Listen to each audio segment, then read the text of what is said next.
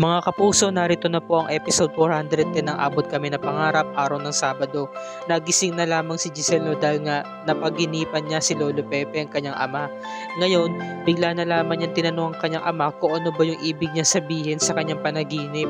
Bigla na lamang napaluha si Giselle kasi nag-iwan nito na mensahe na talagang napapatanong siya at hindi niya makuha o makita kung ano ba talaga ang sagot. Samantala, sabi naman ni Chang Susan, "Alam mo ba, Lynette, hindi na ako napapaaway sa kanto natin. Siguro dahil sa matagal na akong hindi nakakapagbardagulan." Sabi naman ni Lynette, "Pasensya na po talaga, Chang. Hindi ko po sinasadya. Akala ko po kasi nung nagising ko kanina, akala ko po yung mga taong nanloob po dun sa bayan namin ni Carlos. Kaya po sobrang takot ko. Naging sensitibo po ako, nasaktan ko kayo." Sabi naman ni Chang Susan, "Alam mo ba, Lynette, nung bata ka pa, naalala mo ba gumagawa ka ng mga laruang eroplano na gawa sa papel? Sinisira mo pa nga yung comics ko kaya nagagalit ako sa'yo. Saka enjoy na enjoy ka, tuwan-tuwa ka sa paggagawa ng mga eroplanong papel. Yun nga lang, hindi mo na nga naririnig yung mga utos ko sa'yo kapag inuutusan kita. Bakit kaya hindi natin balikan yung nakaraan? Ba't kaya hindi tayo gumawa?" "Oo, gawin natin." Tapos nun, ginawa na nga ulit ni na Chang Susan, nagpaturo siya kay Lynette. Sabi naman ni Lynette, "Ito po, Chang, itupin niyo po dun sa may bandang gitna. Huwag naman pong sagad na sagad sa gitna. Ayan. Tapos, itupin niyo po dito. Paano ba gawin to, Lynette? Ito po, turuan ko po kayo. Yan, sundin niyo lang po ako. Tapos, itupin niyo po, ilagay niyo po sa gitna. Ayan, nakagawa na po tayo ng eroplano." Nagpalipad sila, nagkaroon sila ng bonding na stepmother. So, ito na rin yung pagkakataon para mawala yung stress ni Lynette, di ba?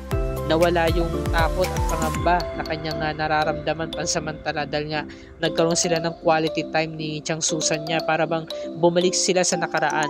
Samantala, sabi naman ni Doc Ray, "Annalyn, natutulog ka pa ba?" "Okay lang po, Doc. Kailangan mo rin mag-rest." "Okay lang naman po para po kay Lolo." Sabi ni Dr. Yula, "Teka, nasan ba si Doc Zoe?" Sabi naman ni Doc Luke, "Well, tinatawagan ko siya kahapon pa. Hindi siya nagre-response. So, hanggang ngayon, hindi pa rin. Baka may sakit siya." Sabi naman ni Doc Joanne, "Sino ba naman ang hindi magkakasakit? Minumulto siya ng lolo niya." Sabi naman ni Doc Ken, "Ba't naman mumultuin si Dr. Zoe? Hindi pa naman patay yung lolo niya." Sabi naman ni Dr. Joanne, di ba ganun din yung nangyari sa ninang ni Dr. Annalyn kay ninang Diyosa niya? Ang kaibahan nga lang, namatay yung ninong niya." Sabi naman ni Annalyn, "Sobra na kasi nangyayari kay Zoe, kaya please lang pakiusap ko lang sa inyo kapag nakita niyo si Zoe, huwag niyo na sana siyang asarin." Sabi naman ni Doc Ray, "Napakabait mo pa rin talaga sa kapatid mo, no, Annalyn, no? Kaya nga po, Doc, nag-aalala ho kasi ako sa kanya. Nagsisisi nga po kami, nagigilty kami ni Daddy kasi nasisisi po namin si Zoe sa mga nangyari po kay Lolo." Sabi naman ni Doc Ray, "O sige, wag kayong mag-alala. Treat ko ngayon yung breakfast." "Talaga po?" Ngayon naman, ito namang si Lynette. Pagkagising niya ng kinaumagahan, wala siyang kasama sa loob ng bahay. Tinatawag niya si Chang Susan, hindi man lang nagsasalita. Ngayon, biglang lumapit si Chang Susan, umakyat. Sabi, "Lynette, nasa baba lang ako, nag-aahin ako ng almusal, nagluto ako."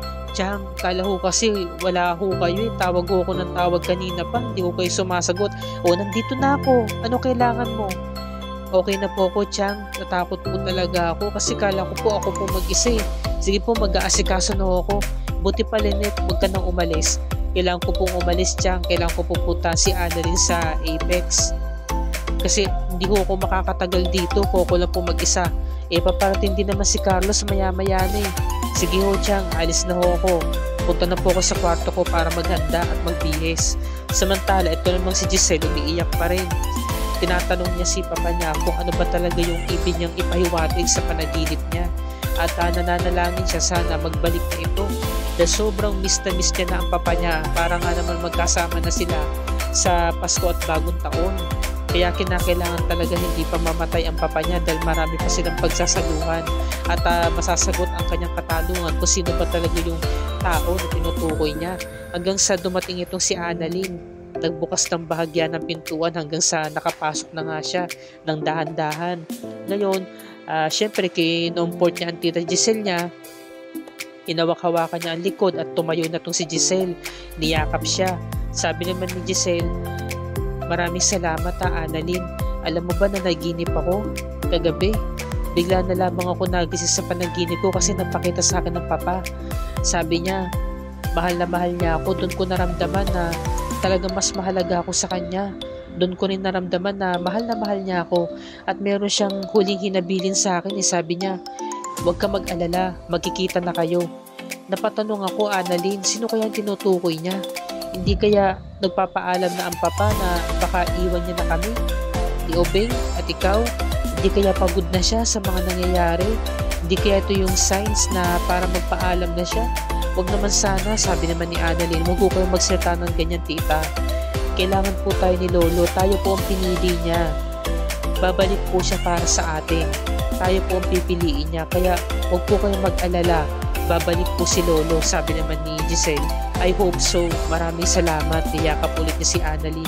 Samantala, sabi nga ni Giselle, baka nga naman ang piliin nga naman ni Papa yung nanay nga nila. Saka yung anak niya na pinamigay niya na alam niya patay na. Ngayon, dumating naman itong si Michael at nakita nga si Annalyn. O, Annalyn, nandito ka lang pala. Sabi ko na nga ba. Sabi naman ni Annalyn, Tito Michael, maraming salamat po sa pagpunta. O, nag-almusal ka na ba? I buy everything for you. Okay lang po, Tito Michael. Sabi naman ni Lyndon, Dok, nasan ba si Doc RJ? Doc, on the way na po. Ngayon, sabi naman ni Nurse Evan, teka lang, napansin namin kagabi na hindi magkasama si Doc RJ saka si Ma'am Giselle. Hindi kaya magkaawa yung magkapatid, sabi naman ni Michael. O, yan na naman kayo Nasa ICU na nga yung papa nila tapos pinagchichismisan nyo pa yung magkapatid sina Doc RJ saka si Giselle, sabi naman ni Nurse Karen.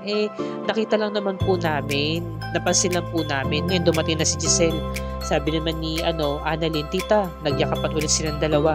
Tita, kamusta na po si Lolo? Sabi naman ni Giselle, eto, hindi pa rin nagigising ang lolo mo.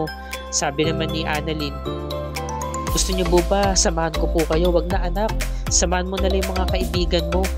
Maraming salamat sa inyo mas naramdaman ko talaga yung pag-aalaga at concern ninyo sa pamilya namin.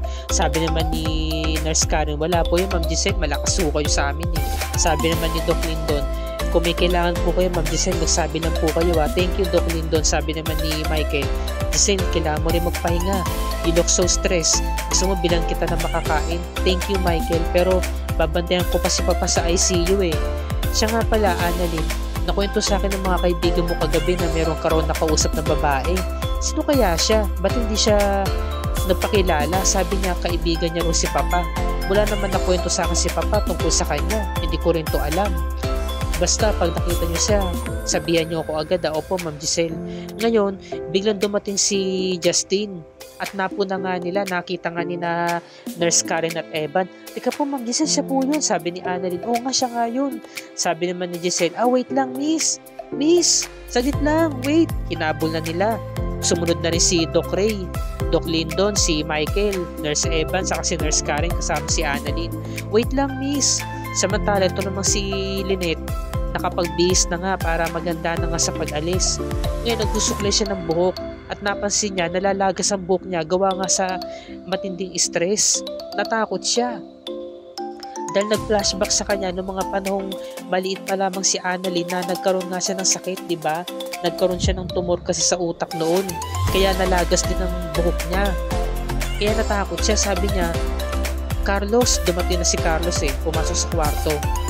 Mamamatay na ba ako? May sakit ba ako? Ano ba mangyayari sa akin? Ba't ito nangyayari sa akin? Kinakabahan ako, natatakot ako. May sakit ba ako? Carlos, tulungan mo ko. Ba't nalalagas ang mga buhok ko? Sabi naman ni Carlos, dala ito ng sobrang trauma mo, Lynette. Kaya please lang makinig ka sa akin. Mag-undergo ka na ng treatment for Doc Denise dahil siya mismo ang makakatulong sa'yo sa pagkakataong ito. Kaya makinig ka na sa akin. Makipagtulungan ka. Samantala, sa hindi inaasang pagkakataon, dumating na nga itong si Eric, ang lalaking nakabuntis at nang iwan kay Giselle. Ang ama ni Justin, no? Nakapasok na nga rito sa Apex, nakakala mo kung sinong doon, di ba? Mayabang ang datingan, parang halata naman ng kontrabida ang vibes ang datingan. Ngayon, ito namang si Kinito, tumawag kay Doc RJ. Sabi, Doc, magandang araw po. Kasama niyo po ba si Ma'am Giselle? Hindi Kinito, bakit? Meron po kasi yung kailangan na sabihin sa kanya. Bakit Kinito? Kung maaari ho sana si Ma'am Giselle po muna makaalam. Come on, Kinito. Kapatid ako ni ate. Pamilya tanyag din ako. Pwede mong sabihin sa akin. Pwede mong ipagkatiwala sa akin. Kasi po sir, tungkol po ito sa anak ni Ma'am Giselle. Teka, alam ko patay na ang anak ni ate. No? Ngayon ito na nga, lumapit na nga si Giselle. Wait lang miss, alam ko, sabi kasi ng pamangkin ko na ikaw rin yung kaibigan ni Papa. Ano? Sino ka ba talaga? Anak ka ba niya? Nag-aabol ka ba sa mana? For sure naman na hindi naman ikaw yung mastermind sa pagpapakinap at pangyayaring ito sa Papa. Kasi ang ganda-ganda mo naman, malabo namang mangyari, di ba? Teka lang miss, huwag mo naman akong talikuran, huwag ka namang impolite. Nagtatanong lang naman ako eh. Ngayon bigla na namang napangiti itong si Justin. Sabi niya, alam mo, kung meron man akong dapat na ipapahamak, hindi siya yun, kundi ikaw. Dapat nga, ikaw yung nasa ICU, dapat na ikaw yung napahamak, yung nagpa-party pa sana ako. Nagulat si Annalyn, silang lahat nagulat, nanlaki mata nila. Sabi naman ni Giselle, bastos ka, sinampal niya, no? Lang niya ka, sabi ni Giselle. Binigyan niya ng malakas sa sampal. Ngayon, ang ginawa naman ni Justin, lumaban siya, no? Talagang sumabak rin siya sa sampalan, sinampal din niya ng malakas si Giselle. Napatumba si Giselle napatalsik siya. Nagulat silang lahat at inalayan ni Annalyn sa ni Doc Ray si Giselle. Sabi niya, walang yaka? Ha? Ba't mo to ginawa sa akin? Hindi ako makakapayag na babasusin mo ko sa sarili kong ospital. Eto para sa'yo. Lumayas ka rito, kinalat ka ni Giselle si Justin. No? Talagang syempre hindi mo papatalo si Giselle. Ang lakas sa sampal na binigay sa kanya, parang nahilo si Giselle dito eh. Nagulat ni sina Doc Lindon sa si Michael. Sabi naman ni Giselle, sino ka ba talaga? Kinalad ka niya si Justin. Sabi ni Justin, tika lang, umong kalad ka rin, bitawan mo ko. Sabi niya, nabitawan na nga yung dala-dala niyang bulaklak. Hanggang sa kinaladkad nga ni Giselle, sabi niya, ito nababagay sa'yo, lumayas ka rito. Hindi ka nababagay rito sa ospital ko. Bastos ka talaga, hindi ka pinalaki ng mga magulang mo. Inawat siya, Giselle. Huwag mong saktan ang sarili mong anak. Sabi niya, no?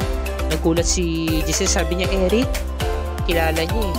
Dahil nga for how many years and decades, ngayon ulit sila nagkita ng lalaki nakabuntis sa kanya. Yung nakarelasyon niya. So, nagulat silang lahat. At nagulat din si Justin na sinundan pala siya ng papa niya. Napatayo na rin si Justin at nagtitigan silang dalawan ng papa niya. Tapos lumingon din siya kay Giselle. At nagulat si Giselle, di ba? Sabi kasi ni Eric, huwag mo sasaktan ng anak mo. At dito na po nagtatapos ang ating review and recap para sa araw na to. Pakatunghayan natin ngayong araw ng Lunes, episode 411 ngayong bagong taon, January 1, 2024. Kaya wag na wag natin yung palalagpasin mga kapuso. At kung bago ka pa lamang sa aking channel ay kung maaari makahingi ako sinamuting subscribe at i-click mo na rin ang bell icon para lagi ka updated sa mga episodes ng Abot Kami na Pangarap and other GMA shows tulad nito. Maraming salamat mga kapuso, Happy New Year sa lahat and God bless us all.